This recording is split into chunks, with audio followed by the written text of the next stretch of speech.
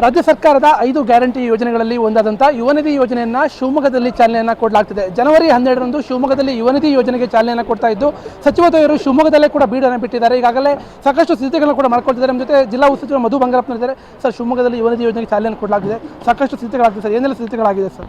ಎಲ್ಲ ನೀವು ನೋಡ್ತಾ ಇದ್ದೀರಾ, ಯಾರು ಬಂದಿರತಕ್ಕಂಥ ಜನರಿಗೆ ಯಾವುದೇ ಥರದ ತೊಂದರೆ ಆಗಬಾರ್ದು ಅಂತಕ್ಕಂಥ ನಿಟ್ಟಿನ ಮೇಲೆ ಒಳ್ಳೆ ರೀತಿಯಲ್ಲಿ ಎಲ್ಲ ಕಡೆನೂ ಅಷ್ಟೇ, ಮತ್ತು ಇಲಾಖೆ ಕಾರ್ಯಕ್ರಮ ಇರೋದ್ರಿಂದ ಮತ್ತು ಸರ್ಕಾರದ ಕಾರ್ಯಕ್ರಮ ಇರೋದ್ರಿಂದ ಭಾಳ ಅಚ್ಚುಕಟ್ಟಾಗಿ ಮಾಡಬೇಕು. ಬಂದಿರೋರು ಸುರಕ್ಷಿತವಾಗಿ ಬರಬೇಕು, ಸುರಕ್ಷಿತವಾಗಿ ಹೋಗಬೇಕು ಅಂತ ಹೇಳಿ, ಮತ್ತು ಟ್ರಾಫಿಕ್ಕಿಗೂ ಕೂಡ ಪೊಲೀಸವರು ಏನು ಮಾರ್ಗದರ್ಶನ ಕೊಟ್ಟಿದ್ದಾರೆ ಆ ರೀತಿಯೇ ಎಲ್ಲ ಮಾಡ್ಕೊಂಡಿದ್ದೆ. ಸಂಪೂರ್ಣವಾಗಿ ಇಲಾಖೆಯವರಿಗೆ ಫ್ರೀಡಮ್ ಕೊಟ್ಟು ಈ ಆಯೋಜನೆಯನ್ನು ಮಾಡ್ತಕ್ಕಂಥ ವ್ಯವಸ್ಥೆಯನ್ನು, ಮಾಹಿತಿ ಇಷ್ಟೇ, ನಾವೇನೇ ವ್ಯವಸ್ಥೆ ಮಾಡಿದ್ರು ಬಂದಿರತಕ್ಕಂಥವ್ರಿಗೆ ಮಾಹಿತಿ ಹೋಗಬೇಕು, ಮಾಧ್ಯಮದ ಮೂಲಕನೂ ಕೂಡ ಬೇರೆಯವ್ರಿಗೂ ಅದು ಮಾಹಿತಿ ಹೋಗಿ ಈ ಕಾರ್ಯಕ್ರಮ ಅವರಿಗೆ ಉಪಯೋಗ ಆಗಬೇಕು. ಆ ಉದ್ದೇಶದ ಮೇಲೆ ನಾವು ಮಾಡ್ತಾ ಇದ್ದೀವಿ. ಅದು ಚೆನ್ನಾಗಿ ಆಗ್ತದೆ, ಒಳ್ಳೆ ರೆಸ್ಪಾನ್ಸು ಕೂಡ ಇದೆ. ಸರ್, ಈಗ ರಾಜ್ಯ ಸರ್ಕಾರದ 4 ಗ್ಯಾರಂಟಿಗಳಿಗೆ ಒಂದು ರೆಸ್ಪಾನ್ಸ್ ಸಿಕ್ಕಿದೆ. ಈಗ 5ನೇ ಗ್ಯಾರಂಟಿ ಚಾಲನೆ ಕೊಡ್ತಾ ಇದ್ದೀರಿ. ಶಿವಮೊಗ್ಗದಲ್ಲಿ ಎಷ್ಟು ಜನ ಸೇರೋ ನಿರೀಕ್ಷೆ ಇದೆ ಸರ್?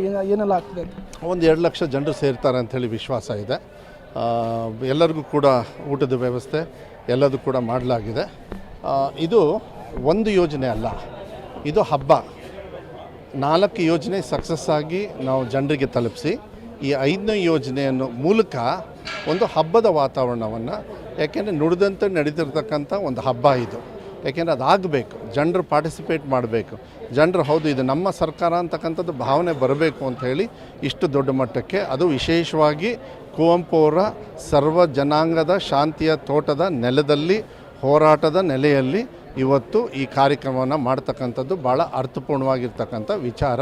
ಅದು ಸ್ವಾಮಿ ವಿವೇಕಾನಂದ ಅವರ ಜನ್ಮದಿನದ ಅಂಗವಾಗಿ ಏನು ಮಾಡ್ತಾ ಇದ್ದೀವಲ್ಲ, ಭಾಳ ಹೆಮ್ಮೆ ತರ್ತಾ ಇದೆ.